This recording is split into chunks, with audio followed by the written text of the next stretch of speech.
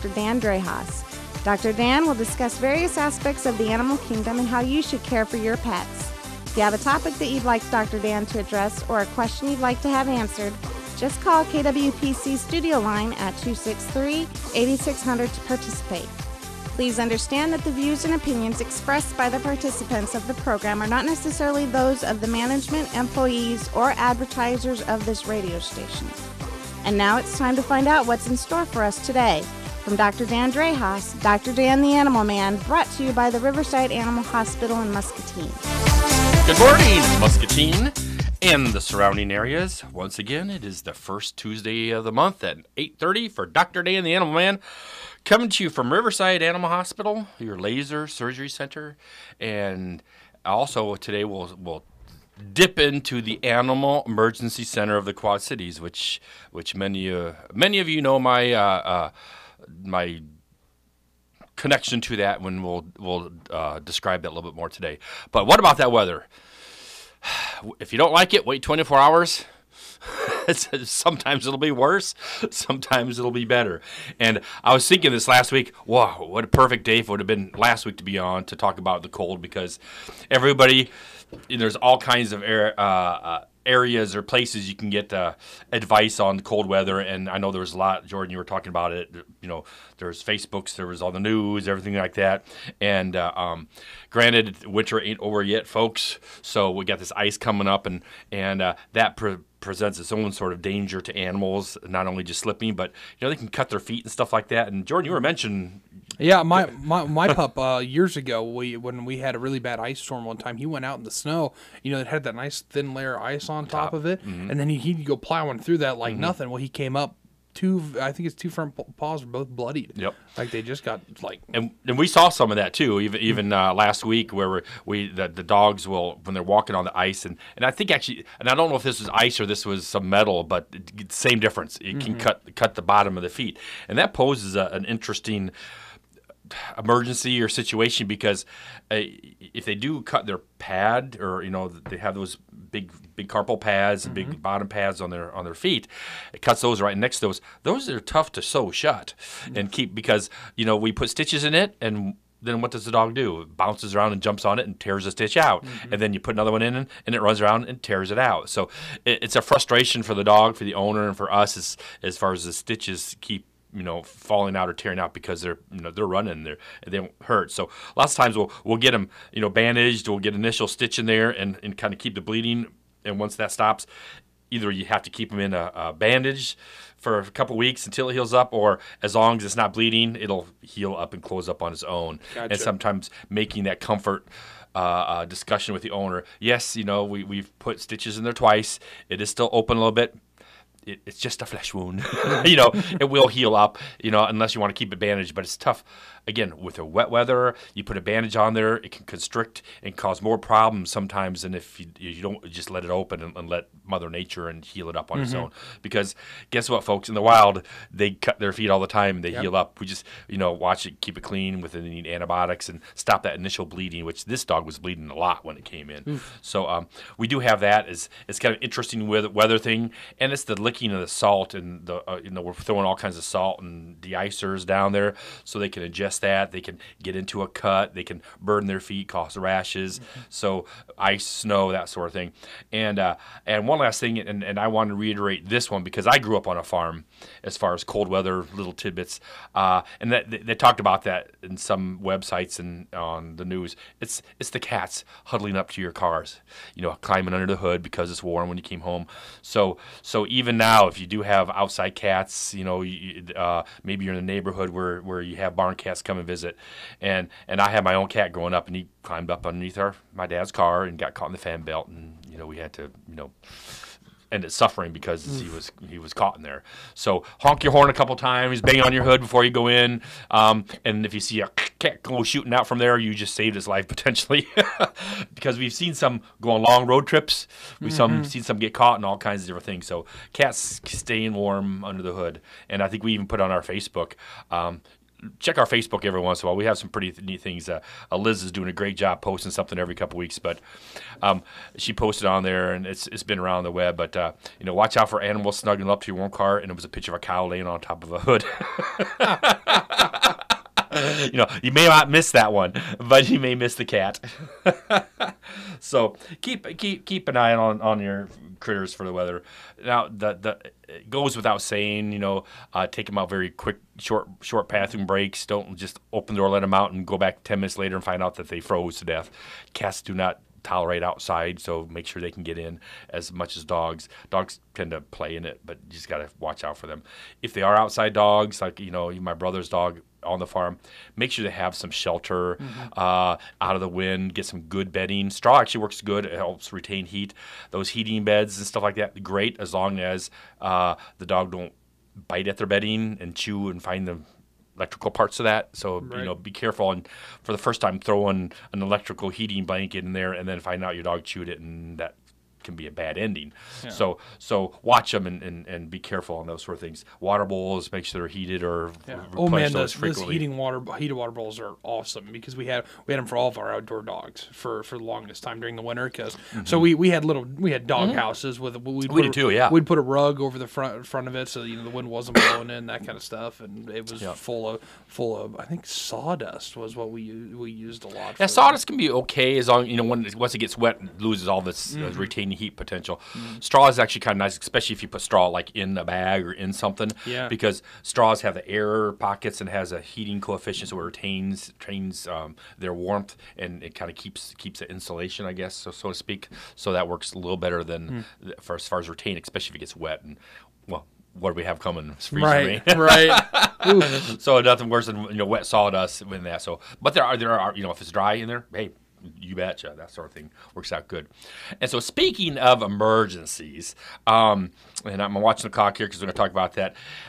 'Tis always the season for me as Dr. Dan the Animal Man, where I get to play El Presidente / executive director and do my annual addressing of my shareholders, or State of the Union address. That's what it is. There it is. Because the Animal Emergency Center of the Quad Cities, many of you may have been up there. You've heard me talk about it. We've had plenty of ads out for the football season where we work with the Animal Emergency Center, and I'll get to that in a little bit. Well, I started that with the veterinarians of the Quad Cities in 1999. We opened up in 99 on Labor Day, and I am the CEO and president of that facility and have been since the start. So every year we have a shareholder meeting the first Wednesday of February, which is tomorrow. Weather permitting, we'll probably still have it. But so it's always kind of fun to see the area veterinarians coming in and asking questions of how is it going, new things, how the staffing. Of course, you talk about finances and budget, but a lot of it is just seeing what we can do to better serve the veterinarians, which is serving you as the owners. Because the whole reason we started that back in 1999, and here's your little history lesson, which is kind of a fun thing for me to talk about, and hopefully you'll learn something about it. Here's the Quad Cities with a bunch of veterinarians. We had like 27 clinics in like the 30-mile radius, and everybody's on call and trying to work 40 to 60 hours a week during the day, and then they call them at midnight, 2 in the morning, and they got to get up in the morning and work during the day. And you need to understand, I think most people do understand, as we're demanding more as pet owners from our medical care at night, that we as veterinarians and I as Dr. Dan, it's difficult for me to come in and open my clinic at 1 in the morning or even at 10 at night or even 6 at night by myself with no staff and provide you the service that is best for your pet. I can't really hospitalize it, put them in a cage and nobody's watching it. I can't do surgery by myself. I need an anesthetist. I need a technician help me out. Tough to do blood work and holding and restraining and x-rays and doing all these things. Or if we do, we have the owner do it, which can be at risk if it's a painful dog and stuff like that.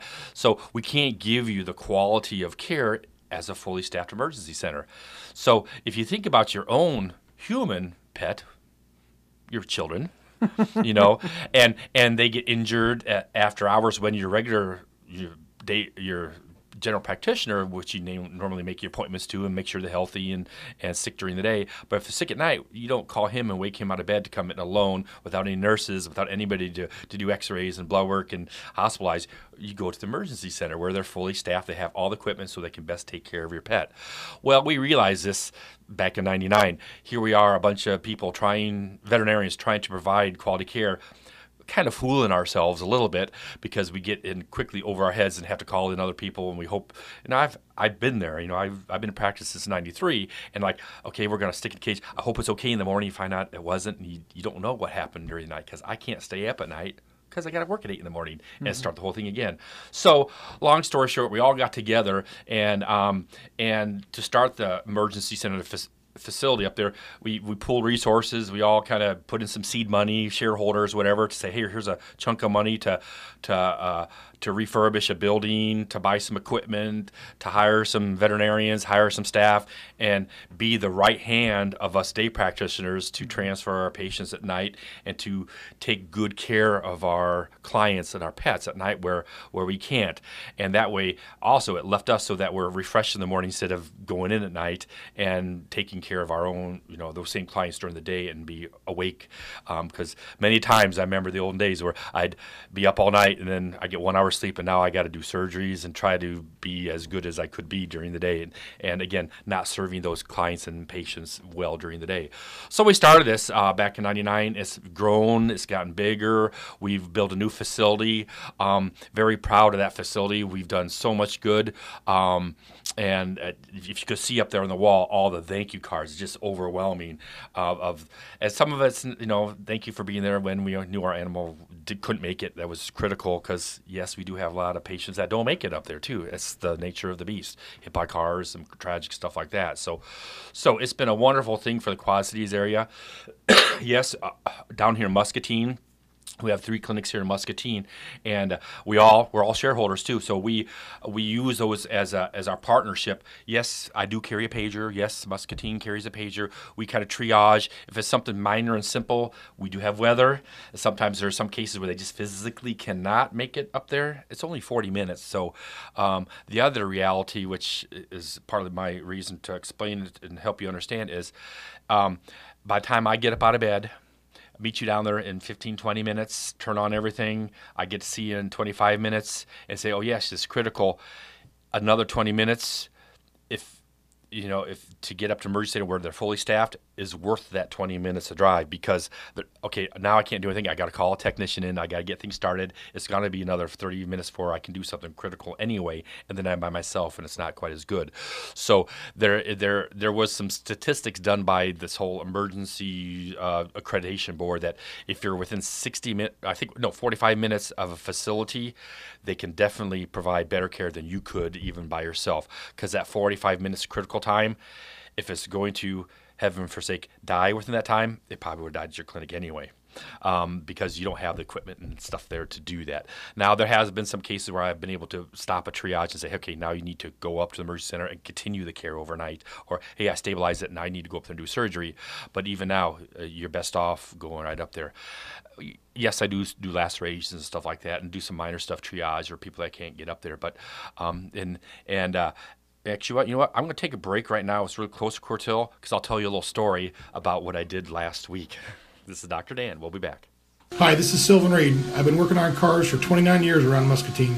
Come see us at Uptown Motor Service Department. Full parts and service for working people on a budget. Remember Uptown Motor Service Department. Call us today to keep your car running down the road. Here's a look at your forecast from the KWPC AM 860 and FM 95.1 Weather Center. An ice storm warning is in effect for the area for this afternoon and for tonight as well. Otherwise, we're going to see increasing cloudiness today with a chance for some light mixed precip moving in late. Highs stay around 31. For tonight, with freezing rain and some sleet mixed in at times, will fall to 25 with some icing expected. 37 for a high by Wednesday. I'm weatherology meteorologist Paul Trombley. Right now, 15. Welcome back to Dr. Dan the Animal Man, presented by the Riverside Animal Hospital and Dr. Dan Drehas. Please understand that the views and opinions expressed by the participants of the program are not necessarily those of the management, employees, or advertisers of this radio station. The number to call is 263-8600. And now, back to Dr. Dan, the Animal Man. And we are back. And just like she said, 263-8600, call, text. You can even, before the rain comes, you can do a flyover with a banner behind the airplane, and we'll send somebody out to read your question. and we'll see what we can do. Now, I can't really answer the smoke signals because we don't know where it's coming from. So straight up ahead is best. So whatever you want to do. If you have a question, it does not have to be about emergencies. It can be about anything you want to. I'd love to chit chat with you. So one thing I always when I talk about the emergency center, emergencies, and I put on those seminars on triage and CPR, stuff like that. One basic thing I would like to have you listeners out there do right now, and I have a quest for each and every one of you out there. Talk to a friend, a neighbor, cousin, sister-in-law, babysitter, teller at the bank, whoever has a dog, cat that you know.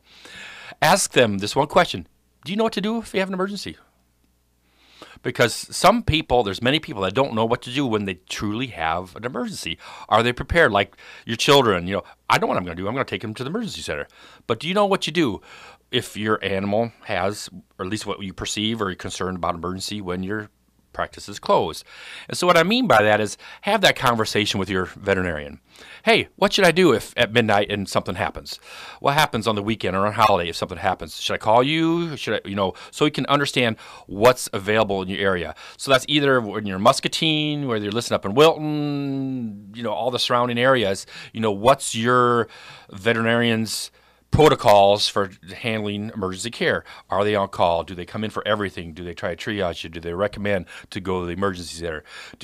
There's some in Iowa City. There's the Bright Eyes and Bushy Tails if you're closer to that direction, a 24-hour facility. So know what you need to do, especially with your pet. And here's the other thing I would certainly do is make sure you've established a relationship with your veterinarian and your pet, because that is a big conflict or interest or a difficult situation where, hey, you've never taken your animal to the vet. You do home vaccinations, which obviously I do not recommend. Or maybe you live in town, but you go out of town to a veterinarian. Now you have emergency in town, but you've never been to one of the veterinarians in town. And I know you're thinking, well, you're closer, so I can call you after hours. Well, put yourself in your human animal again. If you go to your doctors out of town, would you call some human doctor that you don't know to wake up out of bed to come see your child at night? Seems kind of weird, doesn't it? You would never even think of that. I'm going to call Dr. X because I know they're in town. I'll call them on their home pager and see if they'll come into their day practice and open up and see my child. No, know that you go to the emergency center. Now, if you go have a good relationship with your doctor and you know that they are on call, like your eye doctor, stuff like that, yes, you can do that. And I love seeing when I go to, I know they're advertisers here, Vision Center, and they're my eye doctors. They have one of their, how to contact them if they have an emergency. That's awesome. So you know what to do. So that you have that established, because if you go to a veterinarian, you should really call your veterinarian so they have the records, what's going on. Because we as veterinarians, our primary job isn't to be on call for any random dog and cat out there. We'll try to help you out as best we can. Sometimes we'll come in, sometimes maybe we can't, but we'll refer you up to the emergency center. So here's my fun story. And okay, so this is last Wednesday. You know how cold it was. Actually, it was Tuesday night when it was the 22 below. I took a picture on my truck because it said 22 below zero at the time I came in. And this person, they bring their dogs actually to a different veterinarian, but they had pygmy goats.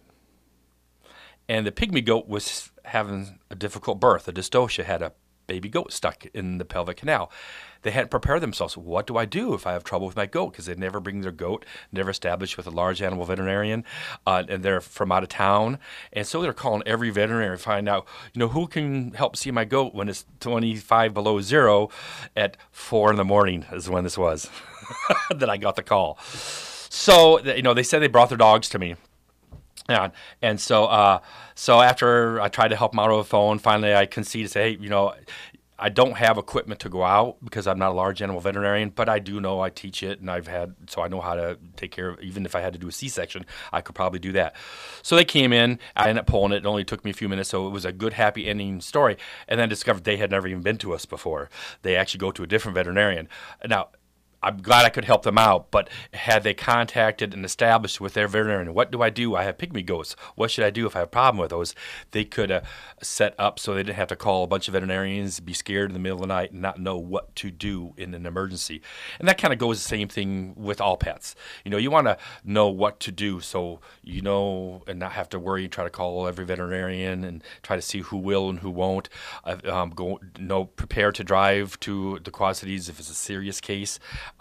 So here in town, we work great with all the veterinarians in town, and we work good with the emergency center. We do tend to triage things. Hey, this sounds very serious. Sounds like you may need a surgery. Sounds like you may need some x-rays and blood work because it's very sick, vomiting, sort of thing.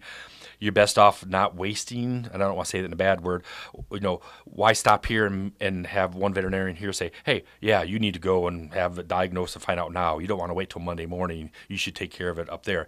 We may suggest to go that right away. And very rarely, and I mean very rarely, when I talk to them on the phone with that, do they ever come back from the emergency center in the Quad Cities and say, oh, you were wrong, Dr. Dan. You could have, they take care of them very well up there. They know what's going on, and they have that full service like you would expect at an emergency center. So works well. We have a great partnership with all the veterinarians doing that, and it's a good, it's like a team. There are after-hours team, and we're the day team to take care of your pets. And it's been working well.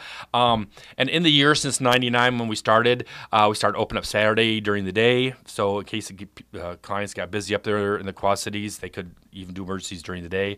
But it is an after-hour, so they're not open during the day, during the week, but they're open every time your veterinarian is closed. So nights, holidays, weekends, and that sort of thing. Now, I will say when a lot of veterinarians closed on the very cold Wednesday last week, they still weren't open, but I think we made it through that okay. And also since then, if you have eye situations, I hired Dr. Sinisa Grozdanik. I said that with a wrong accent, but he's from Croatia, I think. Great ophthalmologist. He was at Iowa State on staff down there for many years, and so 2 days a week he's up there at the Animal Emergency Center with referrals, doing ophthalmology and doing cataract surgeries and all kinds of glaucoma and all kinds of fun stuff like that. So we've expanded to not just an emergency center, but also a referral center for eyes. So it's worked very well, and that facility is clicking right along with 4 full-time veterinarians and about 30 staff, and keeping our animals healthy, and we have all kinds of fun success stories up there too. So if you have any questions about that, 263-8600. In the last few minutes, some tidbits, some house cleaning, stuff like that. Remember from the last visit, this is February now. This is the dental healthcare month, so I always want to put a fly out and shout out. Contact your veterinarian. Contact Riverside Animal Hospital, 264-0761. Call us down there if you like. We do have dental month discount. We'll take a quick peek in your dog's or cat's mouth and give you a free estimate down there if you need one, and get you 10% off on dental cleaning, extractions, and stuff like that.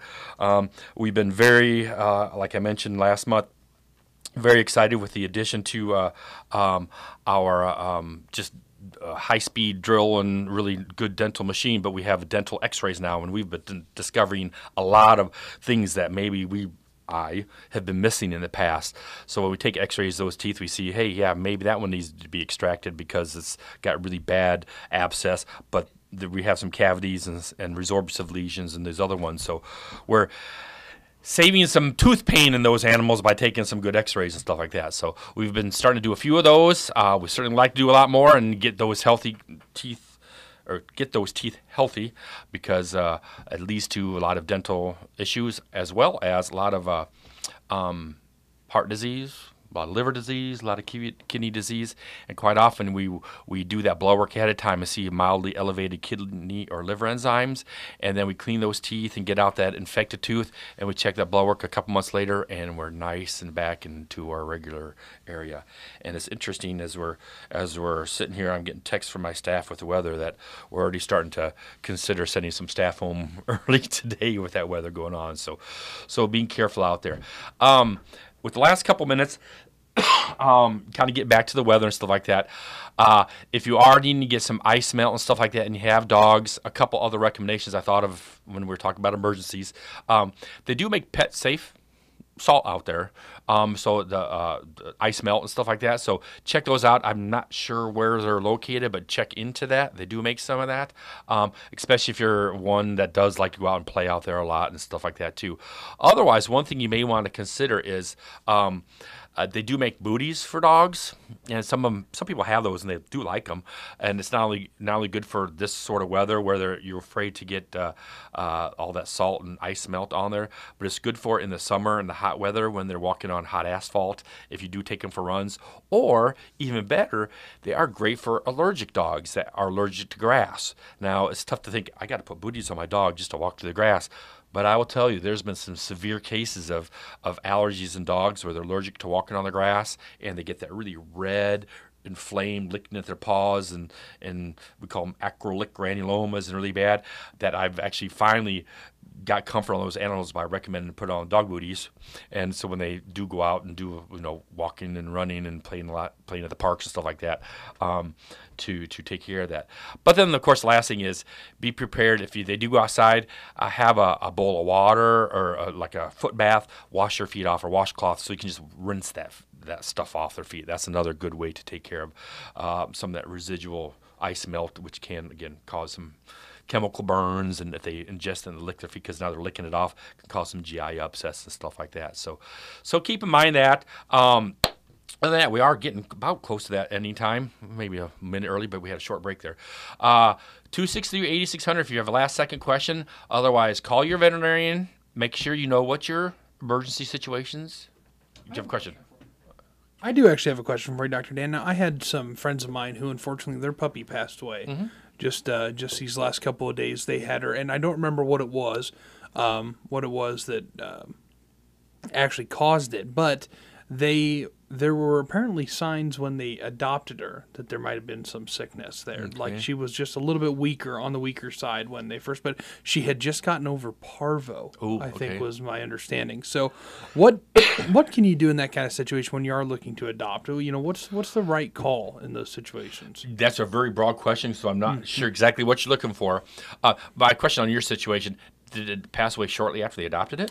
They only had her for 13 days. Okay, that's not a question. I didn't know if it was like years later. No. Yeah, I would not adopt an animal that was sick like that because, yes, once you get over parvo, they're pretty much immune to parvo for the rest of their life. But what else may have been genetically wrong with it? Does it have a poor immune system? Is there something else going on? I go into a bunch of differentials, Demodex and distemper and other things that may be. Distemper, that was it. Okay. That was it, yeah. And there could be other reasons why did you catch it? Maybe you didn't have developed immune system. Other thing, a couple tips on adopting animals. One, of course, make sure they're healthy. Two, even though it goes against all the heartstring tug pulling, whatever you want to call it, don't get the runt of the litter. Please. I know that's a sad thing. So what do you do with the runt? Somebody's got to adopt it. The runt of the litter is a runt for a reason. Right. Something has developed incorrectly in utero, in the womb. Something is not developed as good as those healthy, bigger puppies. It's a liver shunt. This may be a brain hydrocephalus. Could be some internal organs or heart defect. Could be a bone defect going on there. So you're already adopting something that has some sort of genetic defect. Now, it's tough. You think of humans, I understand if you want to do it, but if you do that, understand you just adopted yourself a potential medical for life sort of thing and may not be as good doer as those healthy puppies, because there's a reason for that. So that's my one biggest advice. The second biggest one advice is if you are going to go to a puppy place, a puppy mill, we always say, check it out. Don't just meet them somewhere. Hey, we'll bring our puppy up to whatever and show you. Say, hey, can we see your facility? Can we see the mom and dad? Mm-hmm. That'd be one thing to do, because if you see that they're in just horrible conditions, flea bitten, poop all over the place, and not well, then they're probably not as well developed as the moms weren't probably vaccinated, dewormed, heartworm, all that kind of stuff. So look at where you're getting from, and actually look at the animal, look at the litter mates, and see what's going on. So that's my less than a nickel, but worth a dime advice for adopting a new animal. How's that? I really appreciate that. And always look at the Maine-Sidey. They have great ones down there too. Absolutely. All right. Absolutely. Well, until 2 weeks from now, remember to call I gave you all a challenge to talk to somebody, say, hey, what are you going to do for emergency? Do you know what to do? And get those protocols in line so that you aren't caught with your pants down around your ankles and wondering what to do. All right. This is Dr. Dan with the visual. We'll see you in a couple weeks.